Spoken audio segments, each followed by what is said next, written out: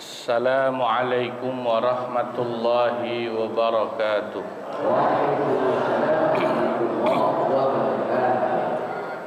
Bismillahirrahmanirrahim.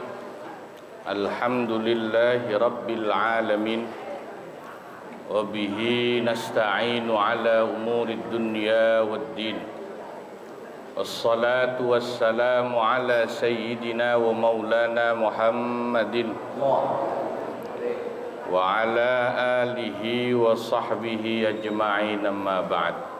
Al-mukarramun wal mukarramat,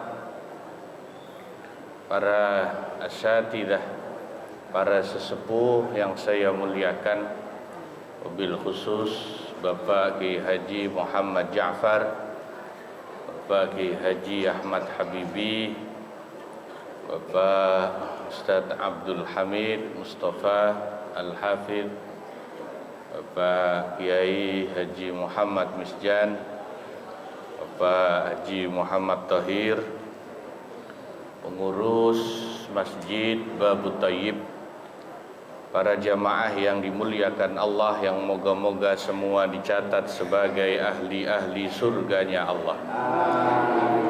Alhamdulillah, pada pagi hari ini meskipun hujan kita masih bisa hadir di Masjid Babu Tayyib. Moga-moga Allah tambahkan keberkahan-keberkahannya untuk kita semua fid dunya wal akhirah. Kita buka lagi kitab Fathul Mu'in kita, halaman 27. Bismillahirrahmanirrahim. Wa tuqbalu, dan bisa diterima, syahadatu murdi'atin, kesaksian wanita yang menyusui, ma'a ghairiha, bersama-sama wanita lainnya. Kalau bersama wanita lainnya ya berarti 3 wanita lainnya, atau 1 lelaki dan 1 wanita. Wanita yang menyusui bisa diterima kesaksiannya ketika memberikan kesaksian radha, menyusui itu dengan qayyid atau syarat lam tatlub ujratar radha'i. Ketika murdi'ah, wanita yang menyusui itu tidak meminta ujrah atau bayaran saat menyusui bayi orang lain. Berarti kalau dia minta bayaran saat menyusui, kesaksiannya tidak bisa diterima. Kemarin juga sudah kita singgung, kesaksian atau syahadah wanita yang menyusui tanpa didahului adanya dakwaan atau permintaan dari pengadilan itu diterima. Namanya syahadatul hisbah, kesaksian hisbah atas inisiatif sendiri, bukan karena tuntutan pengadilan, itu diterima. Wa in dzakarat fi'laha, sekalipun dia menyebutkan perbuatannya saat memberikan susunya itu.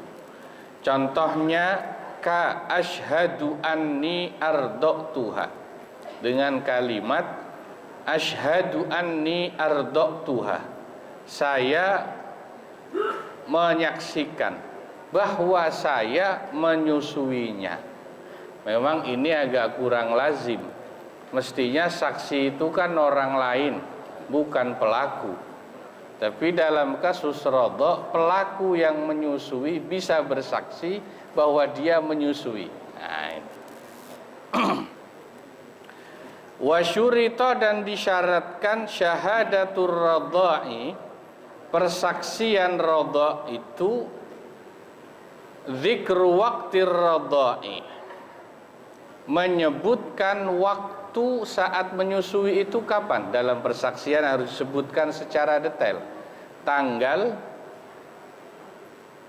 bulan, tahun, jam, atau hari, bulan, dan tahunnya serta jamnya. Wa adadihi, dan bilangan menyusuinya berapa kali. Wa tafarruqil marrati, dan rinciannya berapa kali tegukan atau susuan. Wa wusulil labani ila jawfihi fi kulli raq'atin, dan disebutkan juga dalam kesaksian itu harus ada sampainya, masuknya air susu ASI itu ke dalam jauf, ya, perut bayi, fi kulli raq'atin, dalam setiap tegukannya. Jadi harus detail ini persaksian menyusui itu. Wa yu'rafu binadhari halabin. Nah, air susu atau ASI itu masuk ke mulut atau perut bayi itu bisa diketahui dengan melihat atau memperhatikan air susu yang diperah. Ya, cara membuktikannya apa betul itu bayi nyusuk beneran atau cuman ngempeng, ya. Masuk beneran apa enggak, itu pembuktiannya bisa dibuktikan dengan cara susu wanita itu diperah, keluar apa enggak, ya, gitu. Wa ijarin wasdiradin, dan dengan disuapkan dan ditelan atau tertelan. Wa biqara'ina, atau dengan beberapa qarinah dan indikasi lainnya, misalnya kamtisasi thadyin, seperti apakah bayi itu betul-betul menyesap puting si wanita itu.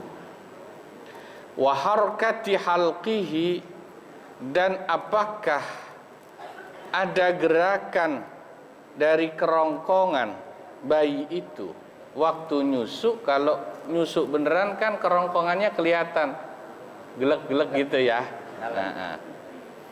Ba'da ilmihi anna hadzatu labanin, sesudah diketahui betul bahwa si wanita itu emang punya susu, air susu yang keluar. Jadi kesaksian plus ditambah pembuktian fisik. Itu kalau tentu wanita itu jaraknya dari menyusui dengan kesaksiannya tidak jauh, jadi memang masih keluar air susu. Wa illa ai wa illam tu'lamu anna hadzat tulabanin, kalau memang perempuan itu diperiksa udah nggak keluar air susunya, la yahillu lahu ayyashhada, maka tidak halal, tidak boleh baginya untuk bersaksi. Li'annal asla adamul labani, karena pada dasarnya dia sudah tidak memiliki air susu, sehingga tidak punya landasan untuk bersaksi. Persaksiannya tidak diterima. Ini memang agak rumit, persaksian dalam menyusui itu saya baca agak rumit.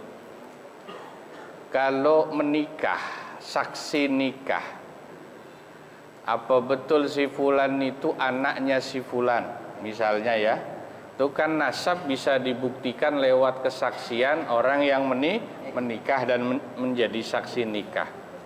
Tapi kalau saksinya udah pada meninggal, misalnya nikahnya di bawah tangan, nah nikah siri kan nggak ada buku nikahnya ya, itu masih bisa dibuktikan benar apa tidaknya lewat jalur saintifik atau yang kita sebut sekarang dengan tes DNA. Misal dulu nikahnya nikah siri, berarti nggak ada buku nikah. Saksinya yang dulu ngelihat udah pada meninggal misalnya, kan susah tuh ngebuktiinnya. Itu masih bisa dilacak lewat tes DNA kalau sekarang.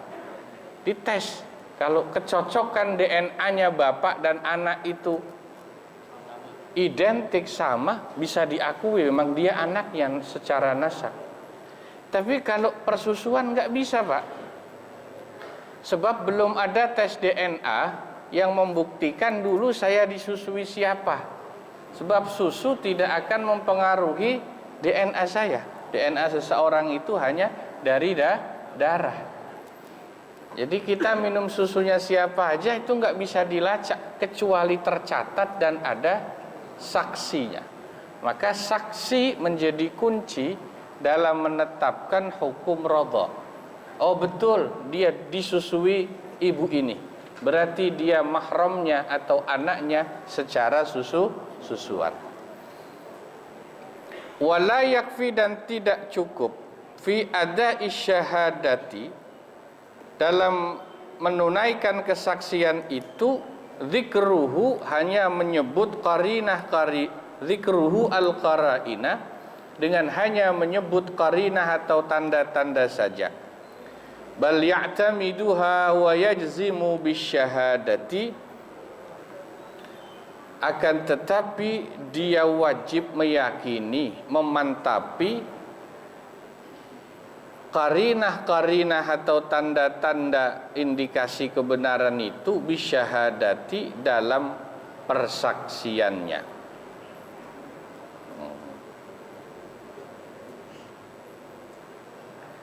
Walau syahida bihi dunan nisabi, dan apabila yang bersaksi adanya radha itu kurang dari nisab, saksinya kurang. Saksinya kemarin kalau perempuan semua kan harus 4. Kalau perempuan campur laki-laki, laki-laki 1, wanita bisa 2. Karena laki-laki yaqumu maqamai ni imra'atain. Satu laki-laki bisa menggantikan kedudukan 2 orang perempuan.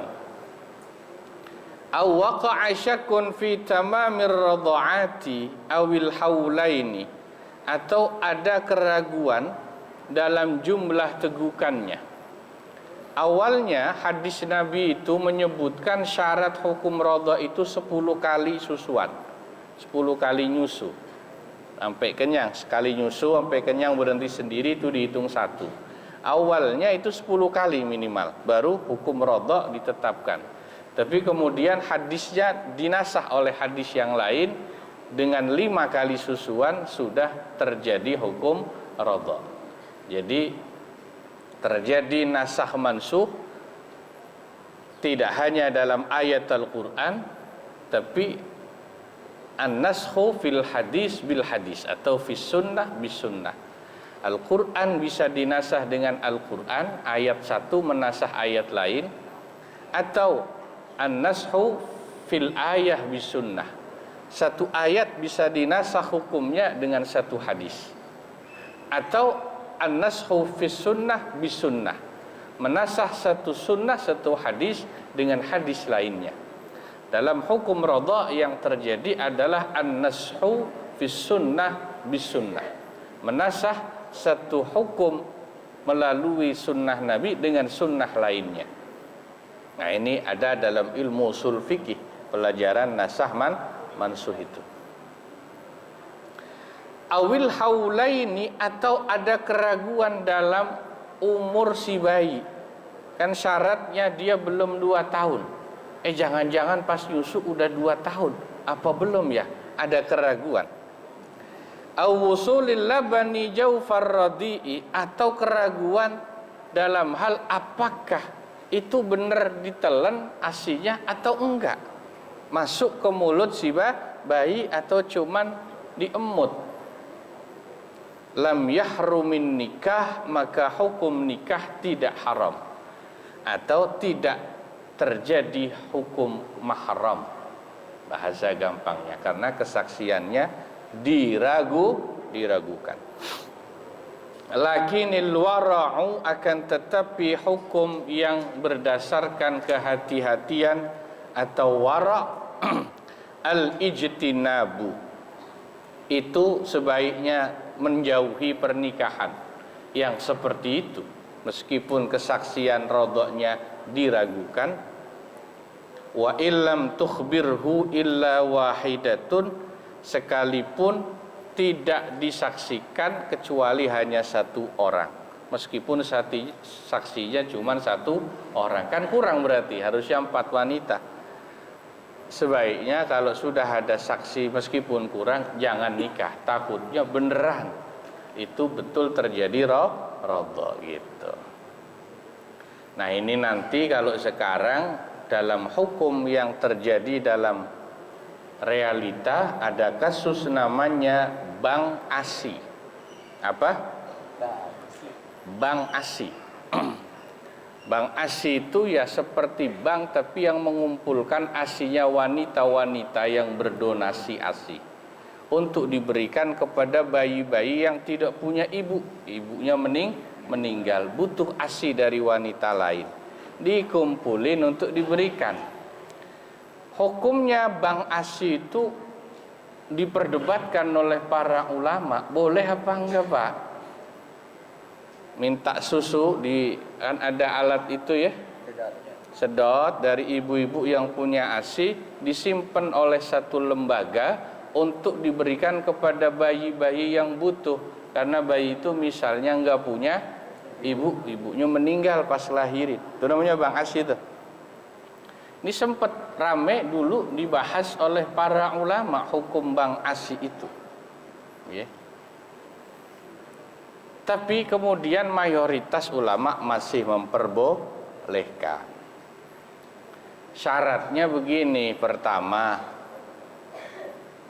kalau lingkupnya kecil, cuman satu RW saja atau satu kelurahan, dicatat tuh. Hari ini ngambil susu di botol ini dari ibu siapa. Itu nanti diberikan kepada bayi yang namanya siapa. Kalau kira-kira jumlahnya banyak sampai berbotol-botol, berarti kan mungkin 5 botol lebih sekali nyusu. Itu nanti dicatat menjadi bukti dia adalah anak susuannya. Bisa begitu. Tapi para ulama kemudian mengatakan, kalau bank ASI modelnya kan nggak nyusu langsung, tapi udah dipindah ke botol. Itu hukum mahram nggak terjadi, kata ulama mayoritas. Sebab kemahraman menyusu itu dalam hadis Nabi menggunakan kalimat massatun au massatani, kata-katanya tuh. Massah itu nyesep langsung dari putingnya si perempuan. Kalau udah di botol kan bukan nyesep lagi, minum itu mah. Betul ya?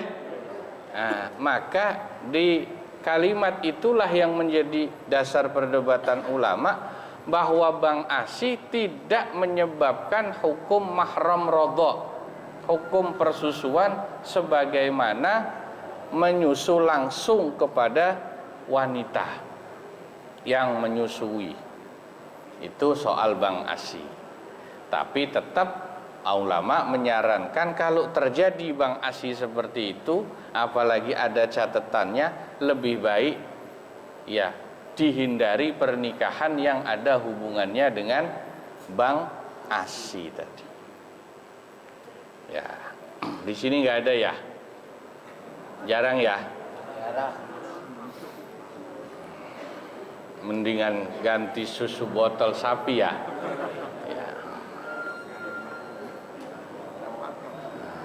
Naam, iya. In saddaqaha yalzamul akhdhu biqauliha. Jika